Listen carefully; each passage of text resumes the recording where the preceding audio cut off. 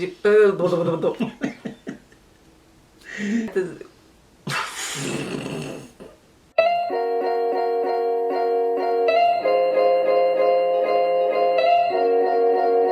Oi pessoal, tudo bem? Eu sou a Lígia. Eu sou o Valmir. Hoje nós vamos dar continuidade na nossa história sobre a nossa vinda aqui para os Estados Unidos. E se você caiu aqui de paraquedas, dá uma volta aí nos vídeos, dá uma olhadinha aí, procura que você vai achar o início da história. E se você gostar, por favor, inscreva-se no canal, acione o sininho para receber notificações dos novos vídeos e, claro, deixe o seu like.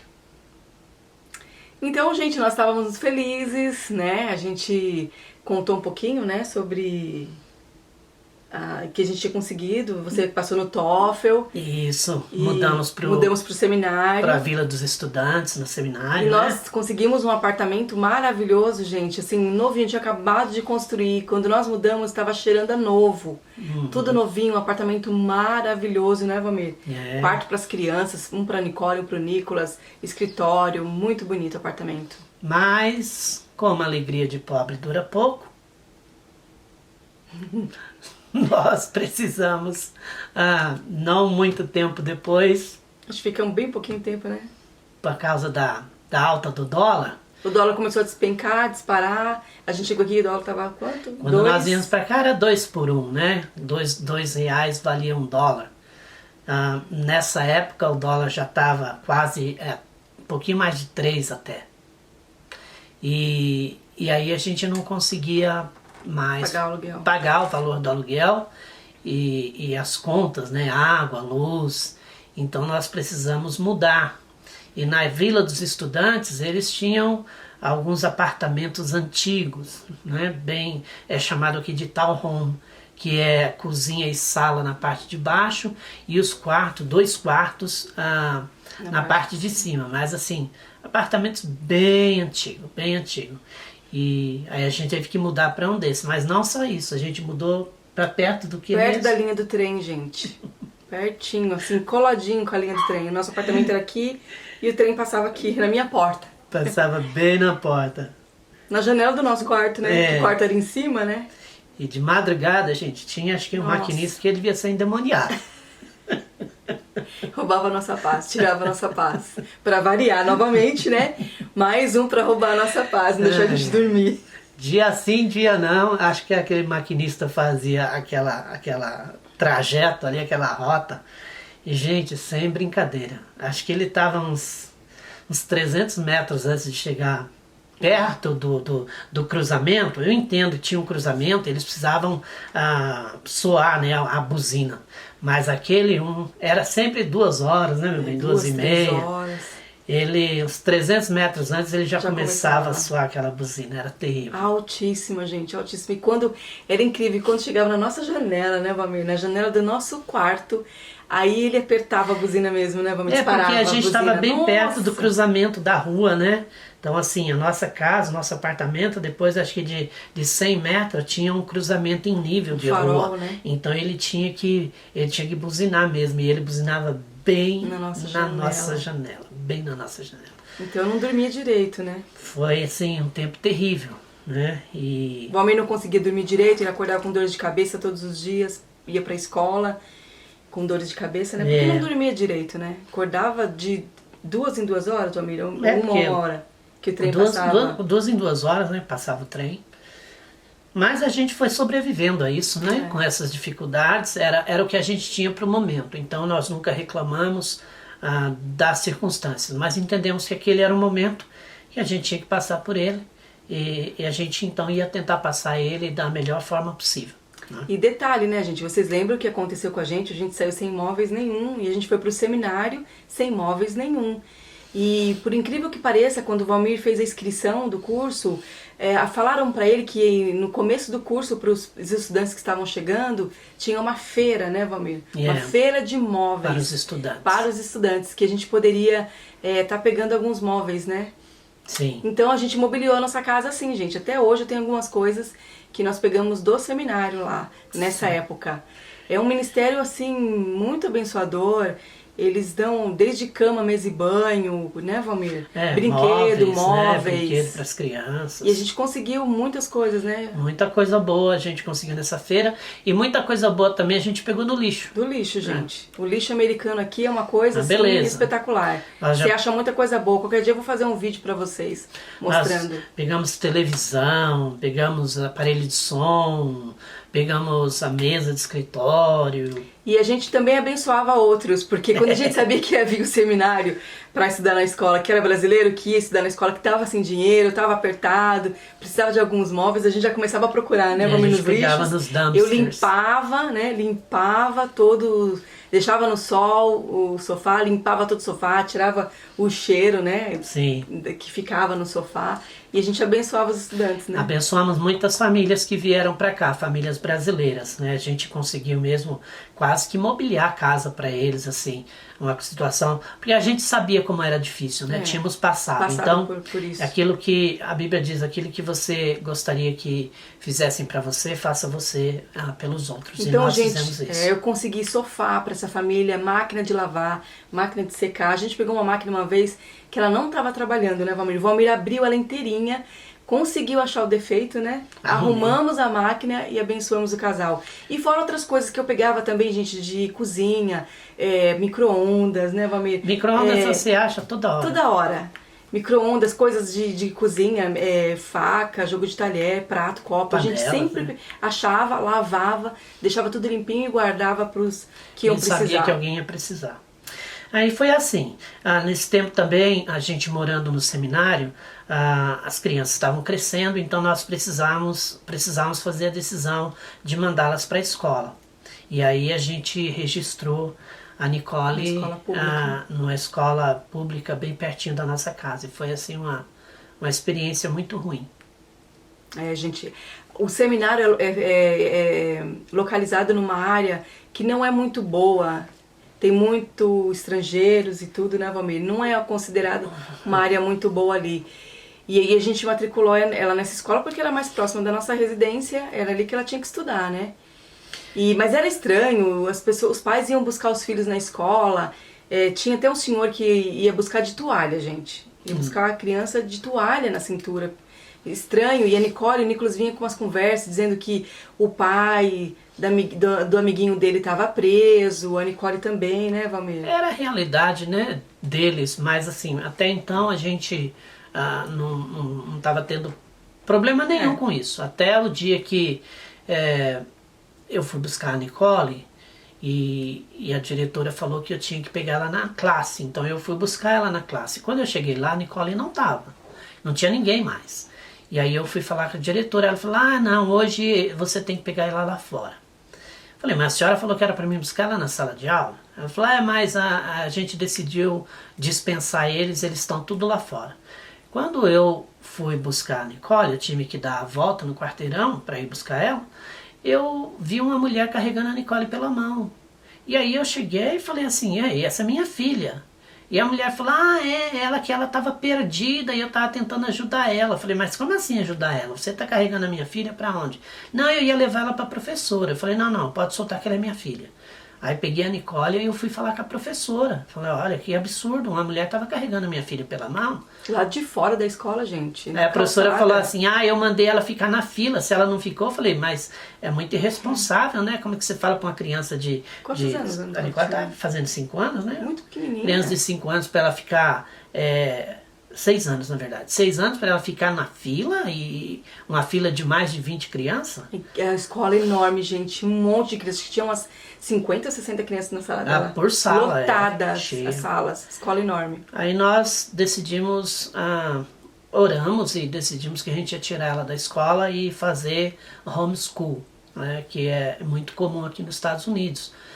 Mas era um desafio grande, porque a gente teria que educar ela em inglês, né? E nesse tempo a igreja que a gente estava tinha uma cooperativa de pais que se reuniam uma vez por semana para dar aula e dava uma carga de atividade. Olha, a Lígia nesse tempo foi muito valente, viu? Gente, porque eu não sabia ler nem escrever inglês, eu não sabia muito menos falar. Então, foi muito tempo muito difícil. Eu ia para a igreja, para aula, e acompanhava as crianças, porque os pais tinham que acompanhar os filhos, né? Os pais, na verdade, davam aula para as crianças, mas eu, como não sabia a língua, eu não dava aula nenhuma, eu só acompanhava. Então eu ficava na classe da Nicole, e tinha a classinha do Nicolas também. Às vezes eu ficava na sala da Nicole, às vezes na sala do Nicolas, mas tempo difícil, gente, porque as mães vinham falar comigo e eu não entendia o que elas falavam, eu não conseguia me expressar. E não tem coisa pior do que você não conseguir se expressar, não entender o que a pessoa está falando. Então foi um tempo muito difícil. E outra coisa, gente, educar, por exemplo, né? A Nicole trazia as atividades para casa e eu não sabia ler. Então eu falava, o que eu vou fazer agora? Como que eu vou ajudar a Nicole, né? Ela não sabia ler ainda, nem o Nicolas. Então a ideia que me veio na minha cabeça é vou ver o que ela está aprendendo. Então, por exemplo, se ela estava aprendendo sobre borboleta, eu colocava no computador e eu colocava o vídeo no YouTube e ela assistia o vídeo sobre aquela borboleta daquela semana. Eu olhava o que ela estava aprendendo, escrevia, copiava, escrevia e colocava no YouTube e ela assistia o YouTube, né? E eu sempre do lado dela lá, fazendo ela responder as questões, as tarefas, porque tinha também lição de casa, né? Sim. Por 3 anos a Lígia fez homeschool com a Nicole e com o Nicolas. Até quando nós mudamos para outra cidade, mas isso a gente vai falar daqui a pouquinho. Que aí lá era uma cidade bem pequenininha, né? A escola todos os professores eram evangélicos, a maioria deles frequentava a igreja que a gente estava, mas não vamos falar sobre isso depois. Mas por 3 anos a Lígia foi bem guerreira, bem valente, fazendo homeschool com as crianças, ensinando eles em casa. Então, e aí a gente foi passando o tempo, né? E aí eu fui começando a ficar mais confortável com as mães, com as professoras. Teve uma vez que uma das professoras faltou, pediram para mim ajudar na matemática, né? Então eu ajudei os pequenininhos com a matemática. E aí um dia me deram o convite para me dar aula de artes também. E aí eu comecei a dar aula de artes para eles, então comecei a me desenvolver melhor, me soltar um pouquinho mais no inglês, porque eram crianças, né? Ficava um pouco mais fácil para lidar, né? Foi muito bom. Foi um tempo difícil, mas foi um tempo bom. Nesse tempo também a gente ainda estava com muita dificuldade financeira, né, meu bem? Porque o dólar não parou de subir, continuou subindo muito. E aí nesse tempo eu consegui fazer a aplicação para um trabalho no seminário. Então eu não podia trabalhar fora, mas podia trabalhar no seminário. E a única vaga que eles tinham aberta era uma vaga no que eles chamam de custódio, né, que é a vaga na limpeza. Faxineiro, então, né, gente? Vamos falar a língua certa. É na limpeza, faxineiro. Né? na área da limpeza. Mas eu aceitei. Na época a gente fazia, né, muito. Uma média de $600 por mês, que pagava parte do nosso aluguel, né? Mas já era alguma coisa. Então eu trabalhei nessa época, eu comecei, na verdade, limpando os banheiros, né? Eu lembro até hoje, eram 16 banheiros. Gente, era assim, ó, ele saía de casa tão arrumadinho, eu ficava tão orgulhosa dele, com um crachazinho aqui, né, Valmir? Todo assim, com um uniformezinho. Fiquei tão feliz no primeiro dia do serviço. Eram 16 banheiros, mas banheiro é assim, é que nem banheiro de rodoviária, sabe? Você tem um banheiro e você tem 4, 5, 6 boxes, assim, porque é um seminário grande, né? Então, no total, eram 64 banheiros, todo dia, das 5 da tarde às 10 da noite, era o meu horário, que eu tinha que ir trabalhar. Então foi um tempo bem difícil, mas foi um tempo bom. Depois de 2 meses, eles perguntaram se eu queria mudar. Eu falei, eu quero, né? ser promovido. Ele falou, então tá bom, olha, a pessoa que limpa as classes saiu, você pode limpar as classes. Gente do céu. Era melhor os banheiros, né, meu bem?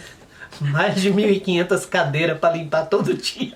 E eles colocavam um aspirador nas costas. Aspirador nas costas. Fora aspirar chão, né? Limpar um quadro. Foi um tempo de bastante desafio. Mas foi um tempo que Deus usou para nos abençoar de uma forma que a gente conseguiu levantar um pouco de recurso para nos ajudar. Só que eu tenho um problema na minha coluna, então isso acabou me prejudicando, e parte do dinheiro que a gente estava ganhando eu estava gastando com remédio, indo para médico, que é muito caro. Então aí nesse tempo surgiu uma oportunidade para mim fazer um estágio na igreja que a gente estava congregando, que é a igreja parceira nossa. Era 30% do que eu estava ganhando, mas dentro das condições físicas que eu estava, a gente aceitou, e aí eu comecei a trabalhar como counselor, né, como conselheiro dentro desse estágio, até a conclusão do meu curso, né? Aí consegui, quer dizer, quase não consegui, né, meu bem? Gente, foi assim consegui, mas outro quase drama, não né? consegui. Porque acho que tudo na nossa vida, desde quando nós chegamos aqui, foi tudo com muito suor, tudo com muita luta, com muita oração, sabe? Pedindo socorro para Deus. E mais uma vez a gente passou por uma situação muito difícil. complicada, difícil na escola.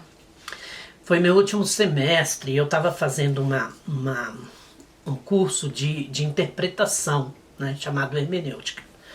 E o professor, assim, no começo, ele parecia ser muito gente boa. E tudo bem, né? Só que assim, ali já falou da dificuldade que é quando a gente não sabe a língua. E eu estava estudando, mas de verdade, quando eu vim para cá eu não tinha inglês, então eu estava aprendendo inglês. E às vezes você perde muita coisa que é falado na sala, que o professor fala. E às vezes a gente age assim mais com a reação das pessoas, né? A pessoa fala uma coisa para você, você fala assim, não. Aí a pessoa fala assim, não. Aí você fala, não, yes. Aí a pessoa fala, yes? Yeah. Se a pessoa fala alguma coisa pra você, você fala assim, oh, yes. A pessoa fala, yes. Aí você fala, não. Então, era mais ou menos assim. E ele falou alguma coisa no começo do semestre, mas sabe como que é? Uma classe cheia, você é internacional, eu não entendi. E eles falam muitas coisas, né? Não é só uma coisa. Quando chegou... Eles apresentam todo o curso, né? Apresentam todo... Como que fala o que vocês têm? É um sílabus, né? Ele é a descrição do programa todinho. Quando chegou no final do semestre, passei em tudo, aí essa bendita classe, eu não recebia nota. E eu vi que tinha uma mensagem lá na minha grade. Aí eu liguei pra pessoa, né, que corrige as provas, falei com ele, ele falou, ó, o professor falou que você não vai passar, não. Eu falei, não, como é assim, rapaz? Vou graduar, terminei tudo, é minha graduação, eu já tô registrado. Ele falou, é melhor você ligar pra ele. Eu liguei pra esse professor e comecei a falar com ele, falei, professor, eu já registrei a minha graduação, eu vou graduar nessa semana, eu já tenho que fazer o ensaio. Ele falou assim, você não vai graduar. Eu falei, como eu não vou graduar? Ele falou, não, você não vai, você não fez as lições que eu pedi. Eu falei, mas como não fiz? Eu fiz tudo que tinha que ser feito. Ele falou, não, o senhor não fez isso, não fez isso, não fez isso. Eu falei, mas eu não sabia que tinha que fazer. Ele falou, bom, tava lá no sílabus e eu falei no começo do semestre, falei, senhor, me desculpa, às vezes a gente é internacional, a gente não entende muita coisa. Ele falou, bom, você é internacional, é um problema seu, você que tem que ter interesse, do jeito que tá você não passa. Gente, Você tem até 11 horas, né? Era quarta-feira, o ensaio estava marcado para as 2 horas da tarde, e eu falei com ele, mas professor, o senhor não pode fazer isso. Ele falou assim, olha, era 9 horas da manhã quando eu estava falando com esse professor. Ele falou assim, eu vou te dar um prazo até 11h30. Você tem que me entregar todo o material, você tem que me entregar todas as atividades. Gente, era pelo menos 100 atividades. Gente, é um curso de 4 anos. Pelo menos 100 atividades que eu tinha que escrever, de palavras, tradução. Enfim. Você foi para... Nós fomos, eu fui para a biblioteca e eu liguei pro assessor desse professor, conversei com ele, ele falou, Valmir, vai fazendo e vai me mandando, vai fazendo e vai me mandando. E eu desesperada em casa, gente, olhando. Fui fazendo e mandando para ele. Eu falei, o que vai ser da nossa vida agora? 4 anos você estudou aqui e vai perder tudo isso, 4 anos de sofrimento e vamos perder tudo isso. Nossa, entrei Enfim, eu fiz a maioria das coisas que ele pediu, algumas eu fiz inteiro, outras eu fiz pela metade, mas eu fui mandando. Aí o rapaz que dá nota no final falou assim, olha, eu vou falar pra ele que você fez tudo. E eu tinha feito tudo mesmo. Aí ele era o que? Era mais ou menos meio-dia quando eu submeti o último. E o rapaz, o assistente do professor, deixou eu fazer até meio-dia. Eu submeti o último. Aí, quando foi mais ou menos o ensaio, né? 3 horas da Estava tarde. marcado para as 3. Quando foi mais ou menos 2h30, o professor mandou um e-mail para mim e falou assim: 2h30, gente. Você passou. 2h30. Aí pronto, aí vai eu correndo lá Chorando. pro ensaio, chorando, de raiva. Queria matar aquele professor. E eu chorando de felicidade, né? Porque falei, ai meu Deus, graças a Deus deu tudo certo. Aí chego lá, aí o rapaz pergunta: você vai graduar? Eu falei: vou. Ele falou: qual é o seu nome? Eu dei meu nome pra ele e falou: seu nome não tá na lista não. Eu falei: olha, aquele maldito daquele professor tirou meu nome da lista. E aí chama um, chama outro e não tá na lista. Não, seu nome tá na lista não, você não vai graduar não. Eu falei: não é possível, eu vou graduar sim. Aí falou: fala seu nome completo. Aí eu falei, aí eles procuraram, porque assim, aqui é primeiro e último nome. Então meu primeiro nome é Valmir, o último nome é Pereira. Mas no meu passaporte o último nome é Martins Pereira. Então estava escrito Martins Pereira. Aí eles finalmente acharam e a gente graduou. Depois da graduação, aí eu entrei no programa de PhD e aí as coisas parecem que foi doutorado, né? Foi começando a mudar um pouquinho, né, meu bem? Aí foi começando a ficar assim, não tanto, né? Porque a gente continua lá um bocadinho de tempo, né? Mas aí a gente congregava nessa igreja, que a gente falou que a gente tinha uma parceria, uma igreja muito grande, acho que tem uns 3.000 membros, né, Valmir? Mais ou menos. Muito grande a igreja, sem poder aquisitivo alto. E teve um episódio, um momento que o pastor precisava que o Valmir fosse pregar no lugar dele, numa igreja, numa cidadezinha próxima aqui de onde a gente morava. Era Missões, né? Na verdade foi assim. Aqui no mês de novembro tem as igrejas, elas têm um culto que é de missões, chamado da Lorimundo. E esse pastor dessa igreja, dessa cidadezinha pequena, ligou para o seminário, porque ele queria um estrangeiro para falar nesse culto de missões lá da igreja dele. E lá no seminário falaram assim: olha, tem um pastor brasileiro que congrega lá na Birchman, você devia ligar, porque ele tem bastante experiência. Aí esse pastor ligou para essa igreja, que era a igreja que a gente estava, e o pastor, eles se conheciam. Aí o pastor lá da igreja me recomendou, falou: não, pode, eu conheço ele, você não vai se arrepender. Aí nós fomos lá, né, meu bem? Pregar nessa igrejinha, o nome da cidade era Springtown, e a gente foi nessa igrejinha então pregar, falar sobre missões nessa igreja, né? Isso. Aí eu falei sobre missões nessa igreja, isso foi no mês de novembro, né, meu bem? Novembro de 2016. Tinha acabado de começar meu curso de doutorado. Aí a gente, preguei lá, tudo bem, o pastor agradeceu. Aí passou novembro, dezembro, nós conseguimos uns recursos, que a gente fez as economias, e a Lígia tem um primo que mora em Orlando. Na Flórida. E aí eu conversei com o pastor da igreja que a gente estava congregando, que eu queria fazer uma viagem com a família e tal, mas primeiro, o nosso carro não tinha condição. Aí ele falou assim: pode ficar tranquilo, vou dar um jeito, eu vou arrumar um carro para você. Gente, arrumou um carrão para nós. Foi uma bênção, Carrão. A gente viajou quantas horas? A gente viajou, quase 18 horas de viagem. E assim... E aí ele falou: não, a gente vai trocar esse carro, você deixa o seu lá nessa concessionária. E esse rapaz, na verdade, o dono dessa concessionária, atende essa igreja. E aí ele deu esse carro para nós. A gente foi viajar e o pastor dessa igreja pequenininha ligou pra gente estava no meio da viagem para ver se a gente não queria passar o Natal na casa dele. Aí eu falei que não, estava viajando, toda a gente foi, voltou. Aí eu estava já fazendo aula no seminário. E ele ligou, eu esqueço, nunca vou esquecer isso, foi dia 30 de janeiro de 2017.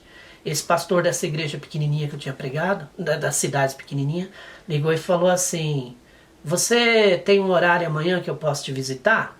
Eu falei: tem. Ele falou: que horas? Eu falei: 9 horas. Então eu vou na tua casa amanhã 9 horas. Eu falei para Lígia: o pastor lá da cidade ligou, falou que vai vir aqui visitar a gente. Aí esperamos ele. Aí ele foi na nossa casa e falou assim: olha, Valmir, você pregou lá na nossa igreja, nosso pessoal gostou muito de você, eu tenho uma vaga aberta, né, para pastor de jovens casados. Você se interessa por ela? Você gostaria? Aí eu falei, eu ia gostar muito, mas eu tenho um problema com o meu visto, teria que fazer uma mudança. Aí ele já falou, sendo assim, não dá, deixa eu ver. Bom, nós entendemos. Eu conversei com o meu supervisor aqui do meu curso. Aí ele falou, Valmir, olha, o ano passado teve uma reunião dos trustees, né, da diretoria do seminário, e algumas mudanças foram feitas. Agora, como você está no programa de doutorado, você pode trabalhar dentro de um plano de curricular. Então avisa esse pastor para me ligar. Aí eu falei pro pastor ligar para ele, conversou com ele, e aí ele falou, não, sendo assim, então tudo bem, se você quiser, a posição é sua. Eu falei, tá bom, só tem uma coisa, eu tenho uma viagem marcada, né, em março eu vou para Tailândia, e depois em maio eu chego da Tailândia e eu vou para Califórnia. Aí ele falou assim, mas aí vai ficar difícil, né? Eu falei, mas já tá marcado. Tá no programa da escola. Aí ele falou, tudo bem então. Aí eles aceitaram, concordaram, e a gente então, o desafio agora era eles arrumarem uma casa para nós. Aí a gente acertou tudo, né, meu bem? O Valmir foi viajar. Aí eu fui pra Tailândia. E eles acharam, gente, uma casa pra nós. E aí ele ligou lá pra mim, pedindo pra mim lá pra Springton, pra mim ver a casa. E o Valmir nem tava aqui, né, Valmir? Aí eu fui lá pra igreja, gente. Fui pra igreja, fiquei no culto, depois eles me levaram na casa pra me ver a casa. Amei a casa muito boa, muito bonita. E aí almocei na casa do pastor, tudo sem o Valmir. No dia seguinte, gente, na segunda-feira, gente, ele perguntou assim pra mim no domingo, né, que eu tava sozinha com as crianças. Ele perguntou pra mim assim, como é que tá as suas coisas? Tá pronta as suas coisas? Eu falei, do que o senhor tá falando? Ele falou, as coisas de mudança tá pronta? Eu falei, tá, pastor, já tá tudo encaixotada. Ele falou assim, ok, então amanhã eu tô indo buscar sua mudança. Gente, na segunda-feira você me bateu lá, com um monte de homem, com aquelas carroças, aquelas trailers para colocar a minha mudança. E fizeram toda a minha mudança, gente. Pastor Hall, o nome dele. Uma bênção ele, uma bênção mesmo. Homem de Deus. Tava lá na Tailândia e o homem já fez toda a minha mudança. Vim da Tailândia e nem fui mais para casa, já fui direto para Springtown, para outra cidade. E aí a gente ficou lá como pastor, trabalhando como pastor de jovens casados, que foi uma bênção, irmãos. Foi quanto tempo nós ficamos lá?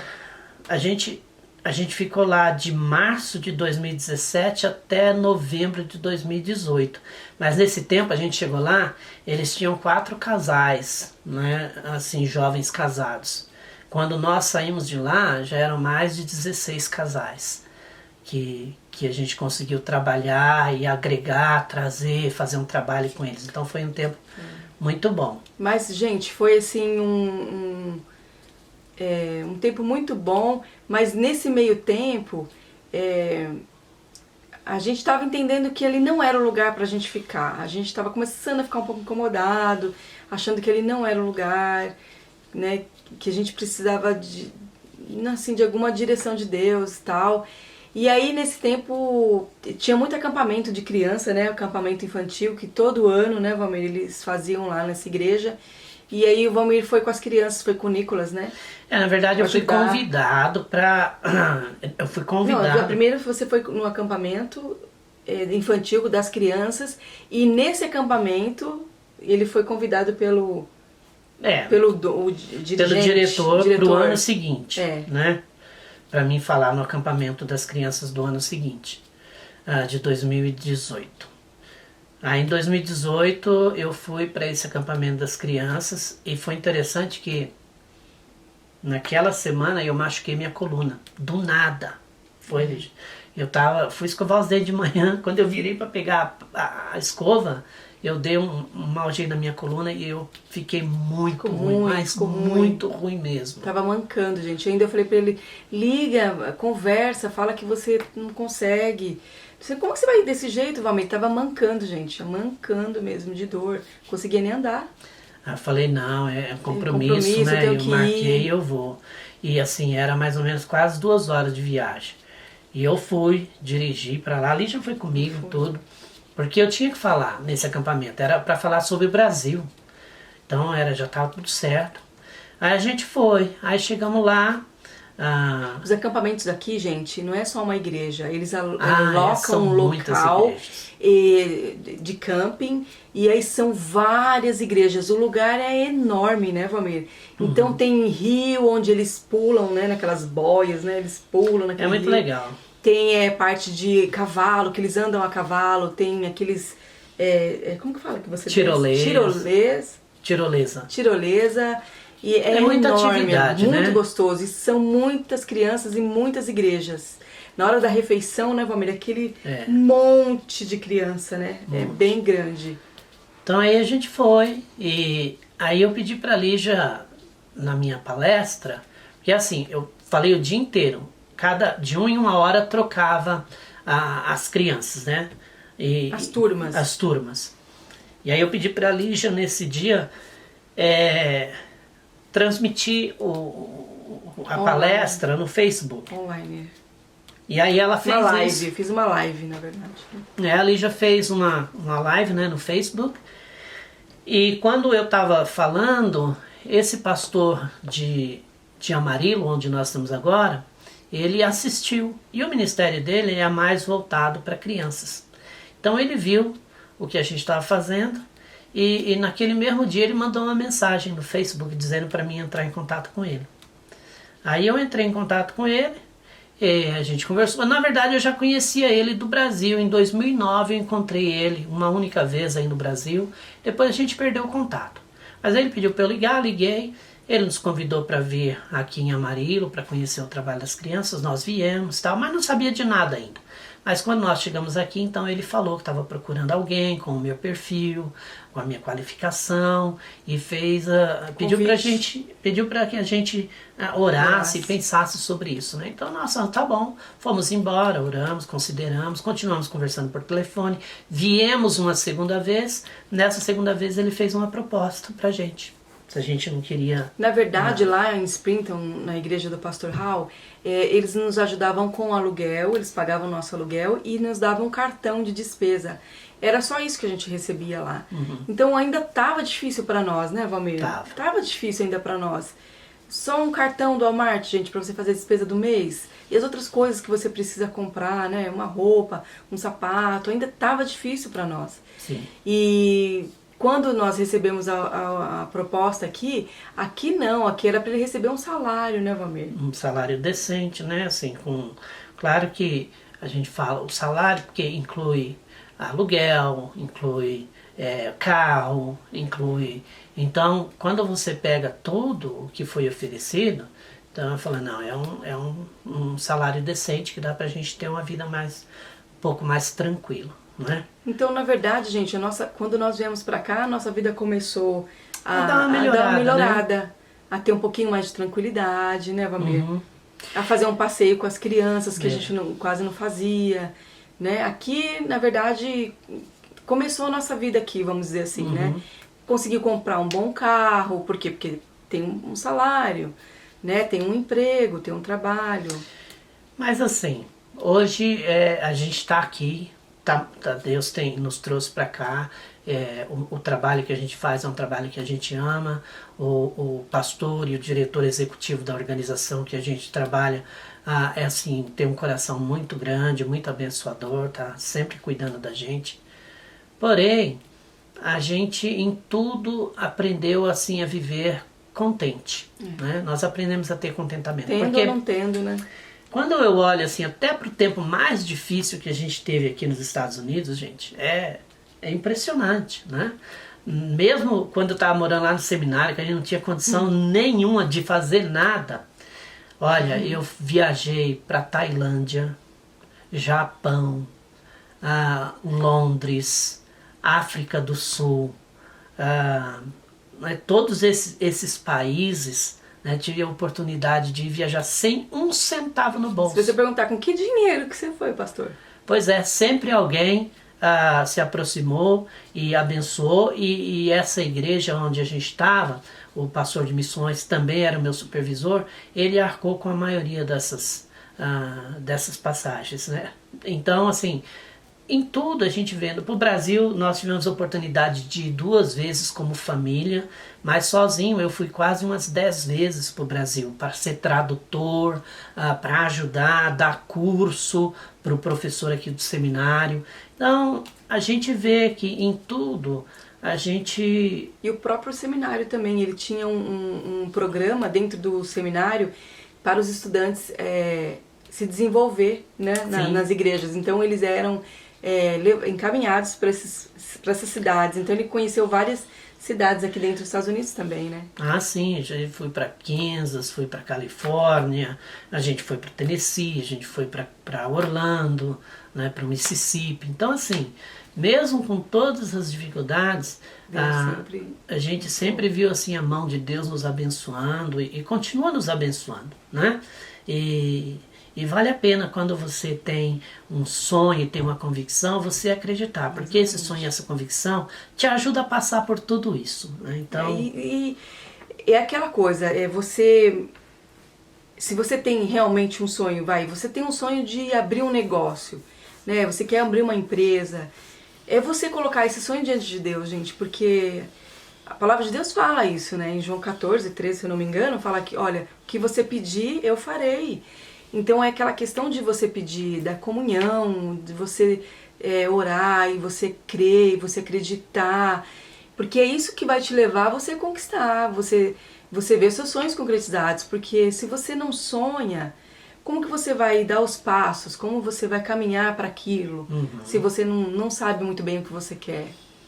E o segredo é aquilo que eu volto a dizer para vocês, né? Aprenda a ter contentamento em toda e qualquer situação. Porque se você não tiver numa posição muito boa, você vai estar contente com aquilo que você tem. Se você estiver numa posição um pouco melhor, você vai estar contente também, né? Então, aprenda a ter contentamento em tudo. É assim que a gente tem vivido aqui. A gente passou por tantas coisas assim e a gente nunca reclamou, né, Valmir? A gente nunca reclamou. A gente chorou assim, muito, a gente chorava, a gente sofreu muito. A gente chorava, a gente pedia para quem realmente podia resolver, né? Mas enfim, é um pouco mais aí da nossa história, né? Para você que tem nos acompanhado. A gente ainda tem mais coisas que a gente vai continuar falando, mas enfim, fica aí. Se você gostou do vídeo, assista os outros se você não assistiu ainda.